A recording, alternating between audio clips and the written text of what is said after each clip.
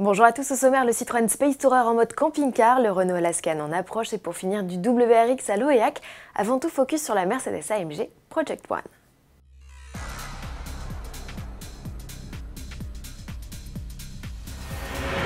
En 2013, Porsche, McLaren et Ferrari investissaient un nouveau segment, celui des hypercars. 4 ans plus tard, c'est Aston Martin qui se lance dans l'aventure avec la Valkyrie, suivie par Mercedes AMG et sa Project One. À l'aube de la présentation du bolide étoilé au salon de Francfort, rendez-vous est donné le 12 septembre, le constructeur a livré une nouvelle photo-teaser montrant l'avant. Rappelons que la biplace sera animée par un V6 biturbo, une déclinaison du bloc des F1 et qu'il développera plus de 1000 chevaux. Il propulsera le bolide à 100 km/h en 2 secondes et demie et à une vitesse max de 350 km/h. La Project One sera limitée à 300 exemplaires. Du côté de chez Citroën, unique représentant français du clan PSA Outre-Rhin, les nouveautés ne sont pas de cette trempe, malheureusement. Après la Méhari par Courrèges, le constructeur dévoile le Space Tourer by Rip Curl. Ce n'est pas une série spéciale du van. Citroën va un peu plus loin en le déclinant en camping-car avec la complicité de la marque allemande Possel.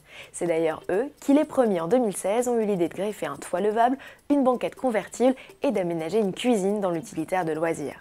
Des transformations aujourd'hui ouvertes à tous, tout comme la greffe de la transmission intégrale signée d'Angèle. Finalement, le modèle n'hérite du nom de concept que parce qu'il reçoit un traitement couleur et matière spécifique.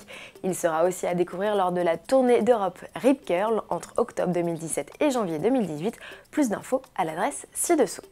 Autre nouveauté française, l'Alaskan, le pick-up ne sera pas la star du stand Renault à Francfort, mais le constructeur profite du salon pour ouvrir le programme de commande.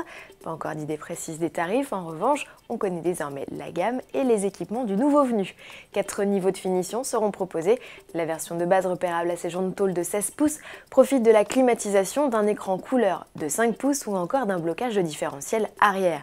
Un équipement qui passe en option sur toutes les versions supérieures dont la Life. Contrairement à l'entrée de gamme, elle reçoit une calandre chromée et des jantes alliage.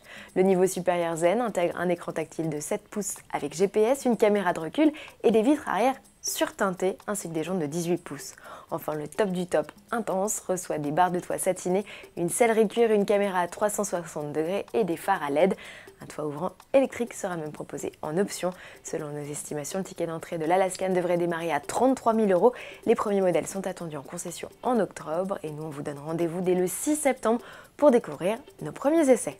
Pour finir, un petit mot de sport avec ce week-end de l'endurance au Mexique, de la F1 en Italie et du rallycross en France. Rendez-vous à l'Oeac en Bretagne pour voir Sébastien Loeb, Gerlin Chichery, Peter Solberg, Mathias Ekstrom ou encore Ken Block en découdre sur la piste. Spectacle garanti. Bon week-end à tous et à lundi.